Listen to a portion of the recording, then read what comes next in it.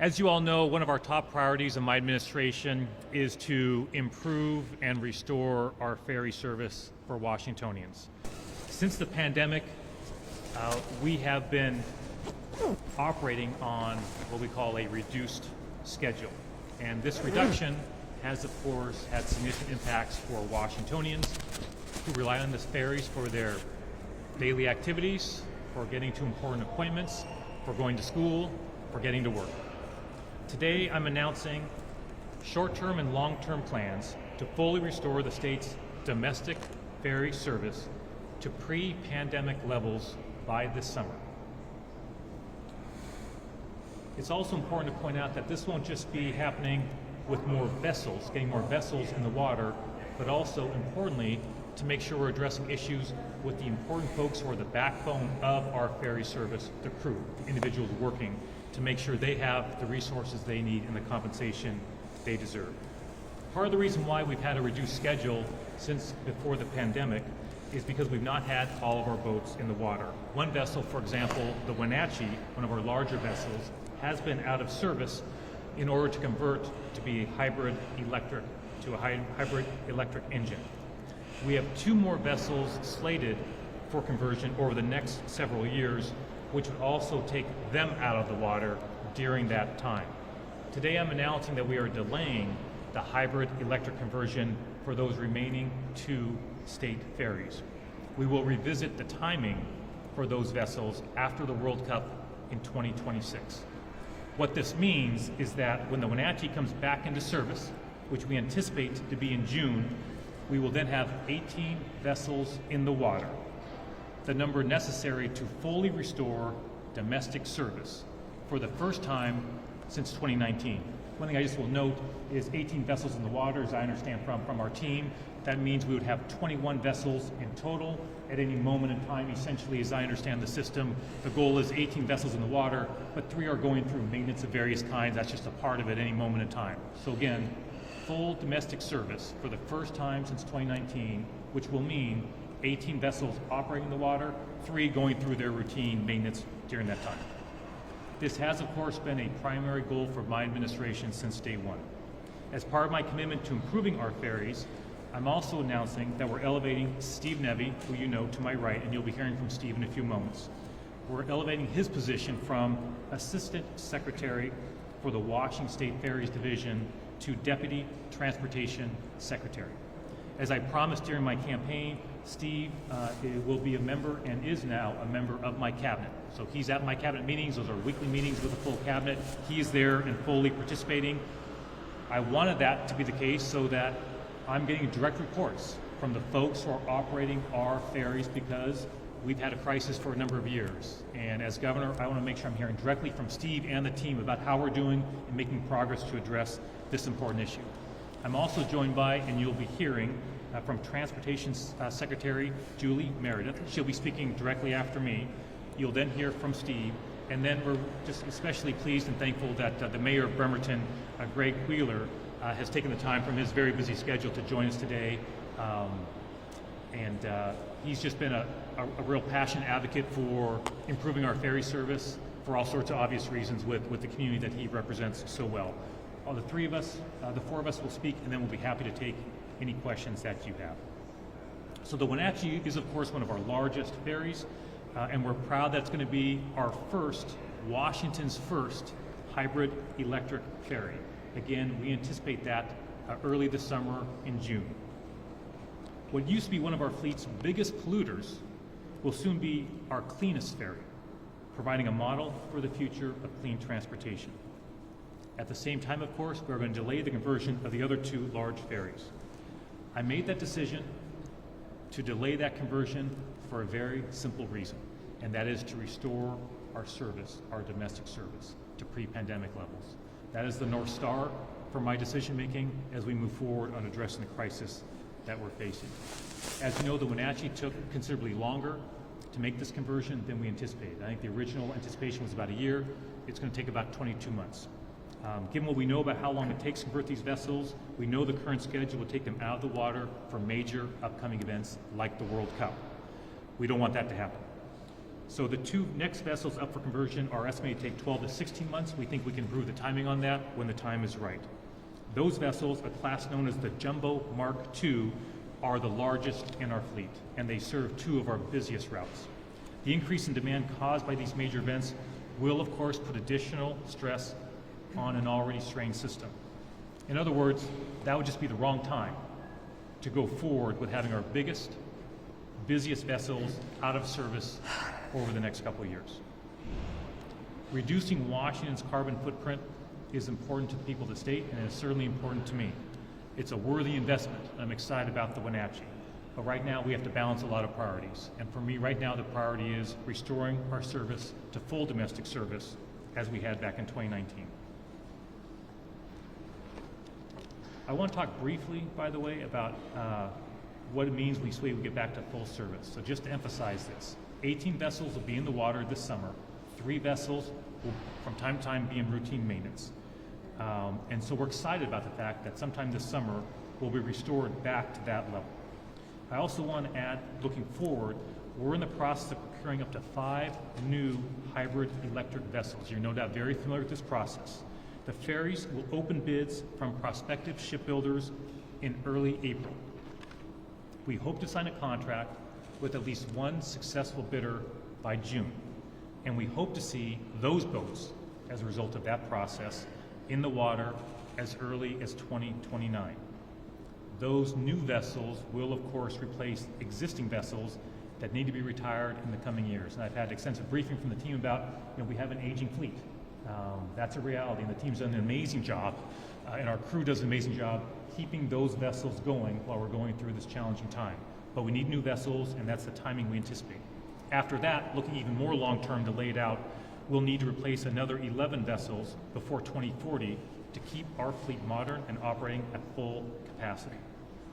So I am, of course, concerned about making sure we're meeting those goals going forward. In other words, we have some short-term needs. We're addressing those with decisions now on delaying conversion, but also we're very mindful looking long-term when someone else is presumably in my job in the future about maintaining our pace to bring in new vessels and replace our aging fleet.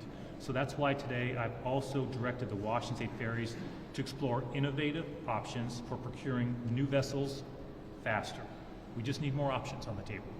Among those options is leasing with the goal of purchasing the boats down the road. So right now, Steve and the entire team is exploring cost estimates for lease to purchase.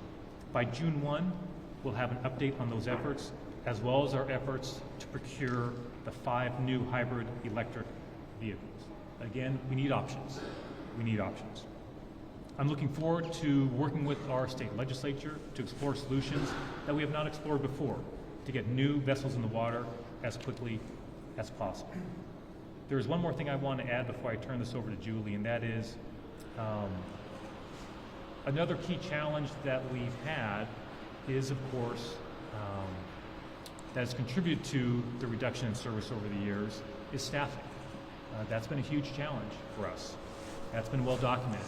We need a skilled, trained crew to operate our vessels. They are literally the backbone of our system. We don't have a system without them and their hard work. So one thing I want to make very clear is that, of course, we have some budget challenges as a state, which you're very familiar with.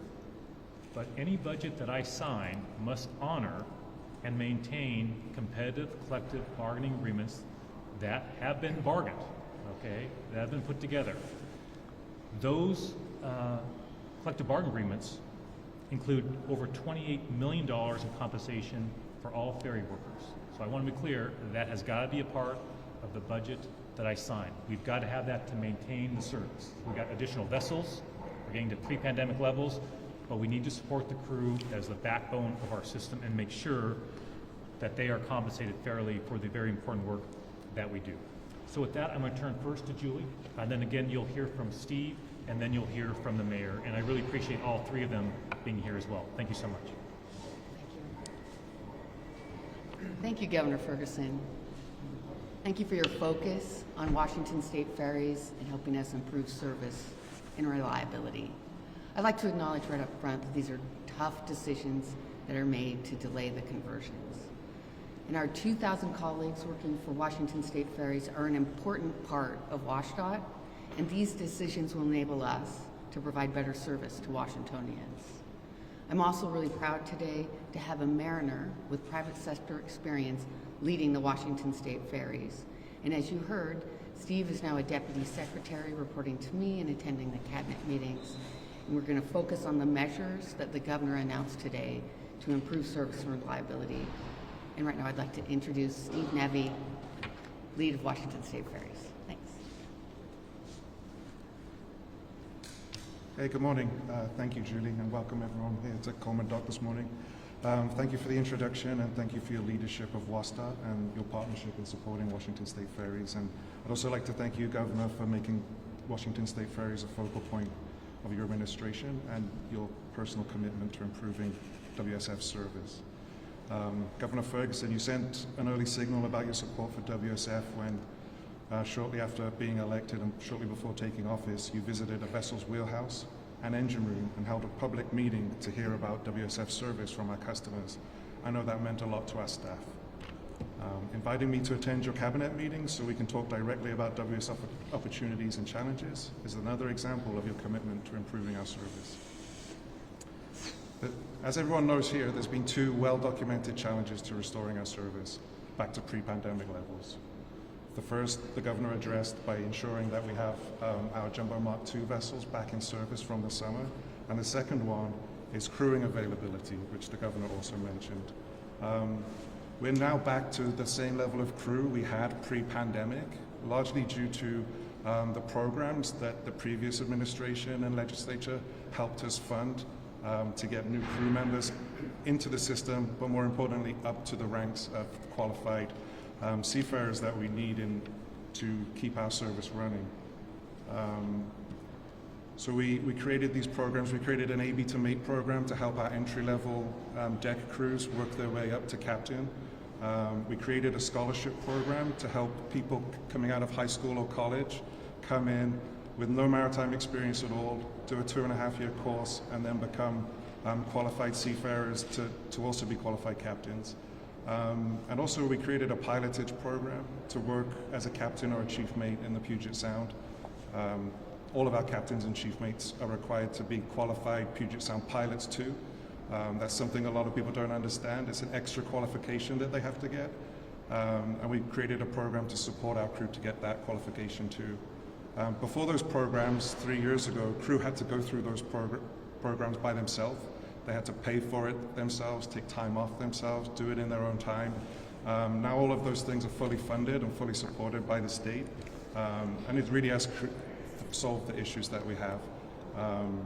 I talked to a lot of crew members that have taken advantage of these programs, single mothers, fathers that couldn't afford to take that time off because they had to feed their families, are now able to improve their lives by taking advantage of those programs. So I'm really proud of that and the fact that it's restored our numbers back to pre-pandemic levels. We know that every cancelled sailing affects our customers. One cancelled sailing is unacceptable, and we're working hard with Governor Ferguson support to decrease these numbers even more. So in the first 2 months of 2023, there were 147 cancelled sailings due to shortage of crew. So that's 147 in the first 2 months of 2023. In the first 2 months of this year, there were 42 cancelled sailings due to crewing.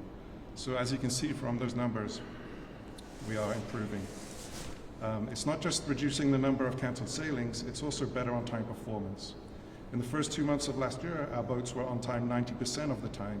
This year, 94%. Still not acceptable, but we are improving.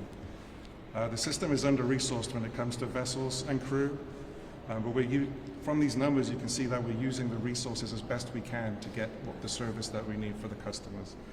My 2,000 colleagues at WSF provide safe transit to millions of their fellow Washingtonians each year. With the continuations of these programs to stabilize our crewing and the short and long-term decisions the Governor has announced today, we're well on our way to significantly improve service. So thank you, Governor.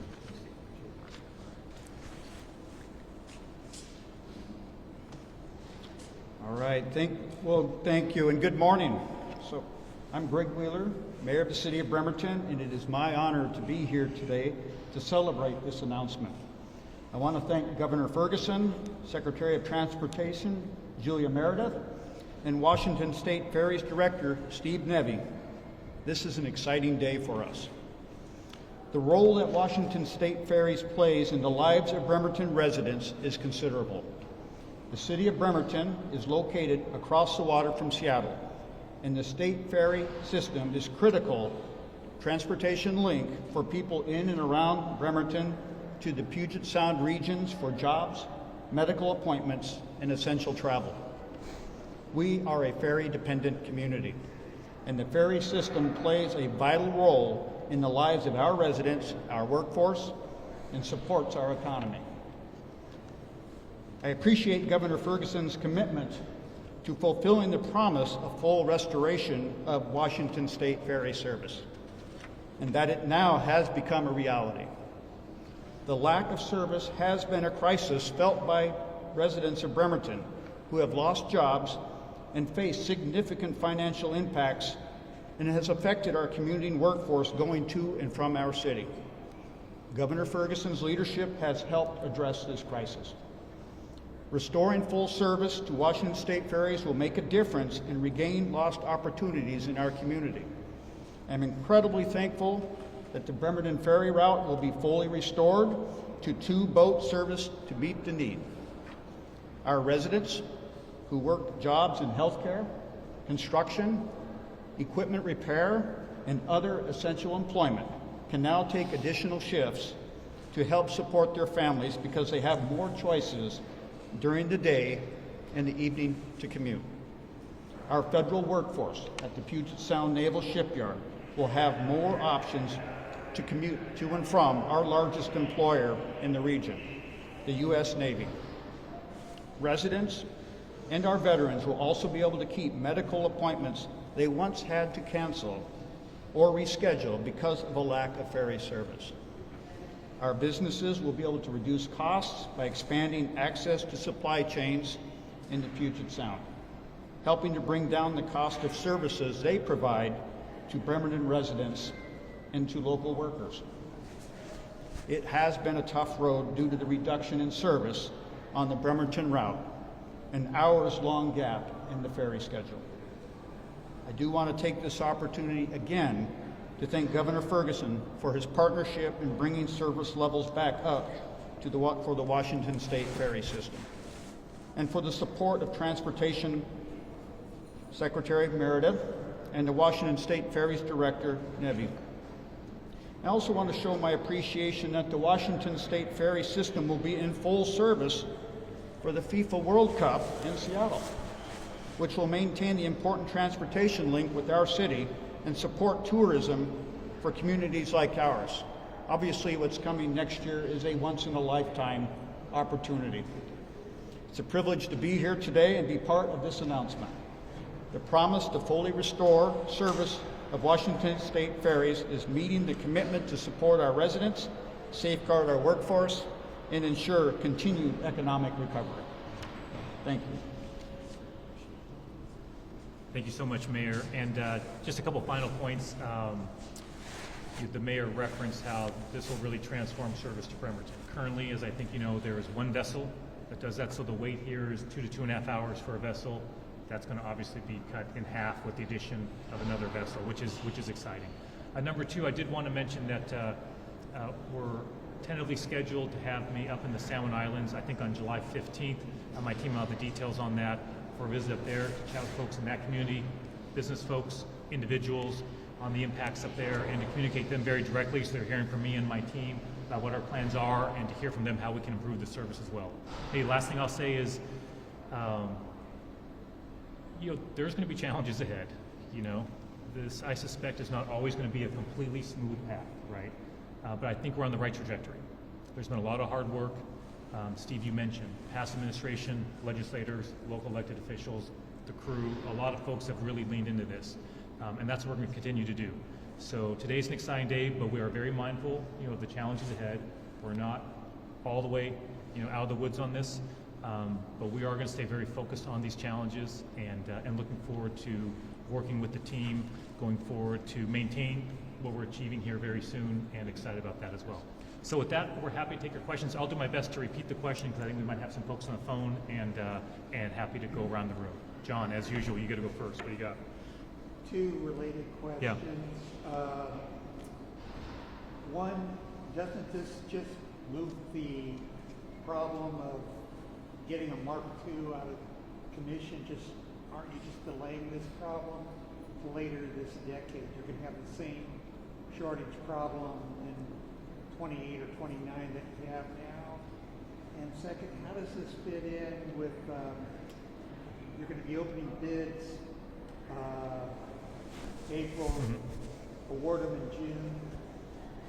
This could be anywhere from 1 to 5 vessels and whatever. How does that fit in with a delayed schedule? Say like you're winning bids, 3 hybrids for one company. Does that company just sit for 3 or 4 years before it tackles the ships? Tackles the vessels? So let me take the second one first. Steve, are you able to paraphrase that question and answer it?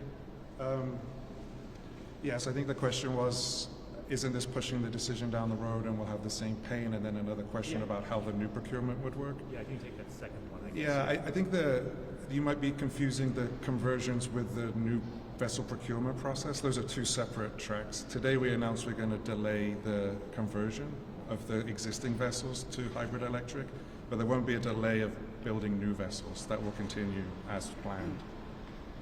Does that make sense, John? And we're having a chat afterwards as well, but I think that's right, if I understood your question correctly. On the first question about, hey, does this sort of delay some pain? Look, we're mindful of, we'll have additional decisions to make down the road, and we'll revisit that, but we'll have a lot more information at that point. How does this procurement process go, right? How are we doing on, for example, on the maintenance of our vessels, or maybe we're in a position to only have 2 vessels that require maintenance at any given time, so we can still have 18 vessels in the water. So this also buys us time, right, to get our fleet where we need it to be, to get our crew where they need to be in terms of conversation on compensation and staffing. There's a lot of challenges we're facing, and so we can utilize that time to hopefully keep things status quo moving forward long term as well. But we're mindful that the question you've raised is one we have talked about before. But a key aspect right now is, as the mayor mentioned, we have a World Cup coming up, right? And that's going to put strain on the system. Literally, it is one of the biggest events in the world, and we need to be prepared for that on many levels. But that includes our transportation system, which of course includes our ferry system. So when would you get the first when you're hoping to get the first new hybrid So going back and forth on Puget Sound? that's the Wenatchee, and so I think I mentioned in my Or the speech. one after the Wenatchee? Well, we'll see what the procurement process is, right? So that happens in April. We'll report back by June 1 on the timing of that, how many vessels, and the timing of that. Yep. Thank you. Yes. Yeah, you mentioned one thing you don't want to see from the budget is the changes to budget bargaining agreements. But there's $1 billion pool. I'm wondering if you can talk about your involvement in kind of figuring out what that looks like to Sure. fill and potentially any impacts that might have. Sure. So the question goes to the budget, the collective bargaining agreements, and kind of how we're balancing priorities with the significant budget issues. I've had a number of conversations about the budget so far, and we've obviously inherited some big challenges when it comes to our budget.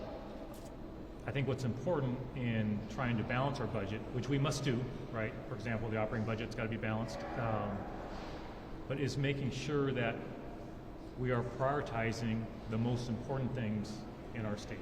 So, for example, when I was talking about the operating budget, I said, hey, we're not doing cuts to public safety, for example, right? We're going to take that somewhere else. By the same token,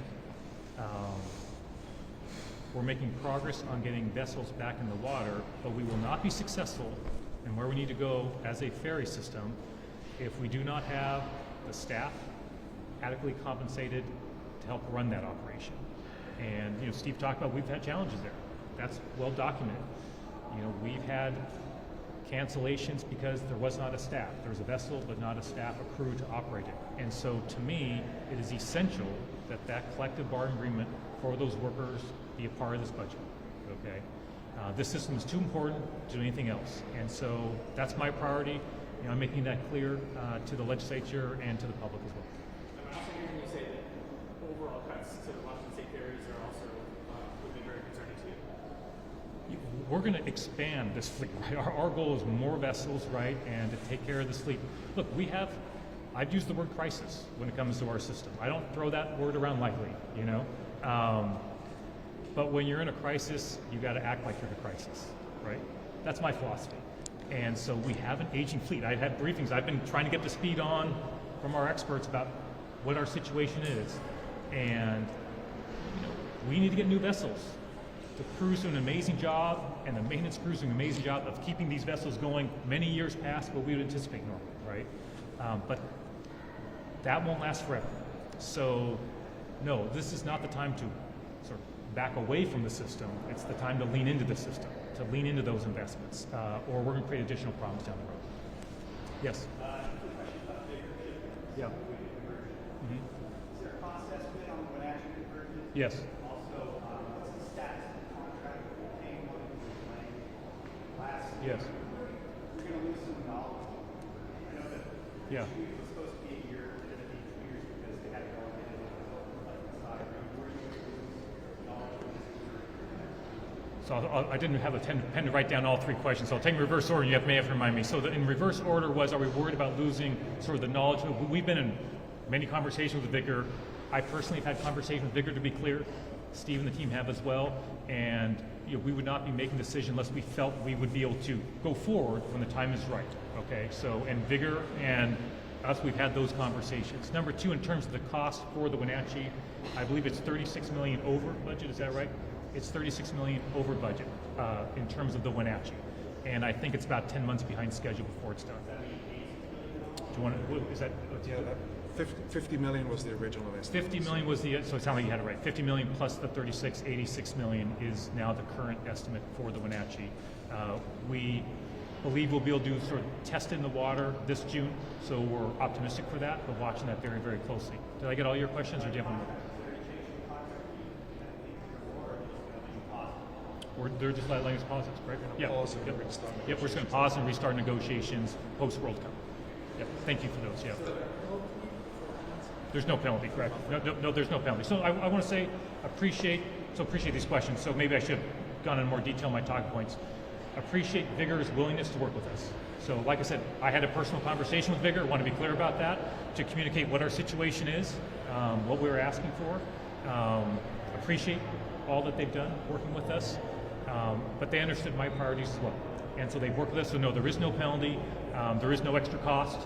We're simply putting a pause and then returning to that conversation post World Cup. So, and feel free to ask some follow-up questions if you're on my team if you're curious, but that's where we're at. Yes? Governor, and I apologize to the President, I just want to ask a different kind of question and get your reaction to President Trump's, looks like now that April is the timeline to review protections and temporary status for Ukrainians, among other people, Afghans as well. They might be at that point starting to be deported back to that country. What's your reaction to that? Some 23,000 Ukrainians have moved here to Washington since the beginning of that. Yeah, happy to chat with you afterwards, if that's okay. Let's keep this on where we're at, but happy to chat with you afterwards. Yes. I also have two questions. Is there enough staff to have 18 ferries running at all times? We've also heard from department staff that about 18% of ferry workers are nearing retirement, so how do you hope to make up that gap as well? Yeah, so maybe Steve, you take the retirement aspect of it. On the first question, which is an important question, will we have the staff to meet the number of vessels we have? The answer is yes, but it's an important question because we're mindful that the additional being back at pre-pandemic levels for vessels, we need to have the staff to meet that, and there'll be some strains on that. So that is one of the issues we got to work through. So the answer is yes, but we need to do a lot of work to make sure that we're able to maintain that staffing, which goes back to issues like the collective bargaining agreement, right? All the programs that Steve talked about. We need to make sure we're still recruiting, bringing folks in, compensating them fairly for the important work that they're doing. Do you want to address the other issue, maybe, Steve? Is that right? Yeah, I think you just did. The programs that I talked about in my remarks, that's our plan to address the retirement issue. Is there a certain number of staff you're hoping to reach? We're back to pre-pandemic staffing levels now, and one of the complications is the staff that are reaching retirement age, we don't actually know when they're going to retire. It's just they're eligible to take retirement. So we're planning to have a bench of people ready when these retirements happen. And right now we're seeing our numbers of new staff we're producing with the qualifications needed is matching the attrition and even exceeding the attrition at the moment. So we're in good shape, as long as those programs continue. So to clarify, you are at pre-staffing levels? Correct. But not at pre-pandemic route levels or shift level, or what's the difference? When the governor says domestic service, that means our domestic routes. And then there's one more route that goes from Anacortes to Sydney. And we're not restoring that route because we don't have the vessels available yet. We anticipated 2030 we would restore that international service, but as far as all of our other domestic routes, all of those will be restored. All but one. Oh, but Sydney, yeah. So to be clear, right, the domestic service is now pre-pandemic. Will be pre-pandemic this summer. There is an international route that is not subject here, right? That is still an issue out there. But for the domestic service, which is the top priority right now, and the staffing is there to meet that. And I appreciate the questions on staffing because that is just as important, right? To your point, right? You got the vessels, but the crew's not there, you've got a problem. And so that's why our conversations are often 50-50 on vessels and on the crew side as well. Any other questions folks have? Sorry, Jeff, sorry, the light there. My apologies. Go right ahead if I missed you, yeah. Governor, I was just interested in if I understood you correctly, the leasing versus purchasing option. Is that to deal with funding sources? So the question, I think I didn't hear it all the way, so I think it went to leasing, and you're asking me, hey, well, why we're looking at the lease to... Right. Is it to help with current budget? Is help with current budget issues. Do you want to maybe chat about that a little bit? We've been having some conversations about the team exploring that. But yes, I mean, the idea is, what I just want is more options. I don't want all my eggs in one basket, essentially. Hey, one procurement process, we need options. And that's why I've asked the team to explore that and bring that back to me by June 1.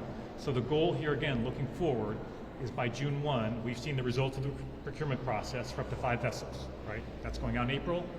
We believe we'll have information by June 1 on that. What was the response? Where are we going forward? At the same time, the teams are bringing back additional options for what we might have in terms of lease to own. The goal is to have more options to make sure we're maintaining what we're achieving this summer. Yes? Question for you, Governor. So if we're talking about pre-pandemic levels by summer, we're talking about making permanent the bonus boat for the Triangle route, Bremerton route, and Port Townsend boat. Correct? So I'm just going to make sure, Steve, on one. Yes. So it sounds like the answer is yes. Yes. Okay. Perfect. And then secondly, we're hearing a lot about tariffs, certainly on steel, things that make shipbuilding more expensive. Yes. I'm curious if you feel like you have the authority, should bids come back too high, to pivot in any way that is possible, and then how high would be too high? Right now we're expecting the vessels to come in somewhere in the neighborhood of $250 million. Yeah. How high is too high? So the question is, just so folks can hear, I know it's a little, the noise is not easy here. So the question is, hey, given with tariffs and issues like that, if the bids come back higher than anticipated, hey, what amount is too high? Too soon to say. I'm just not going to speculate on that, right? We've got a process. We need to go through that process, get the information back. I will be ready to share that with you, right? Once we've got that, we're trying to be extremely transparent about what the challenges are and what we're accomplishing and where we're going. And so it'll be no different. By June 1, assuming everything's on track, our goal is to come back to all of you and talk about that process, right, what we saw there, and also for other options that the team's exploring as well. So our goal is to come back by June 1 to be able to provide more information. Yes? Do you need the legislature's sign-off? We don't need the legislature to sign off on this, no. This is done, that is correct.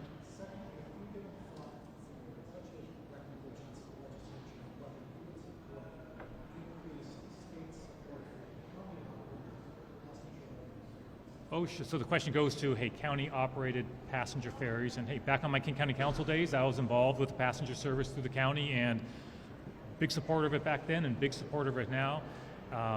Folks like Representative Nance have had proposals out there that I was supportive of. It doesn't look like this session that's happening, but again, back to having options, I support that type of thing, especially in these coming years. We need to get more options out there.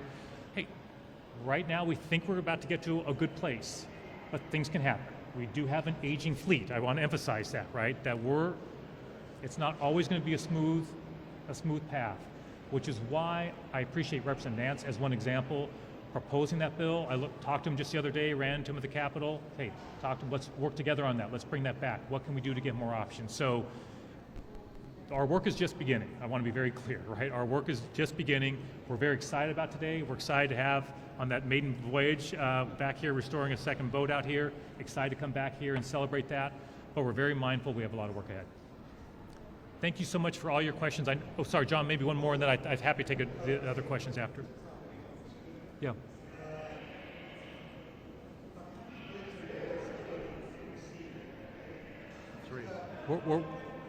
The question goes to how many bids we anticipate receiving. The answer is 3, I believe, right? The answer is 3. And John, we'll be available afterwards for additional one-on-one questions as well. Really appreciate all your time. We'll be hanging around afterwards. You have additional questions. My team's here, Brian and others as well. Thank you so much. Hope you all have a wonderful day. Thank you very much.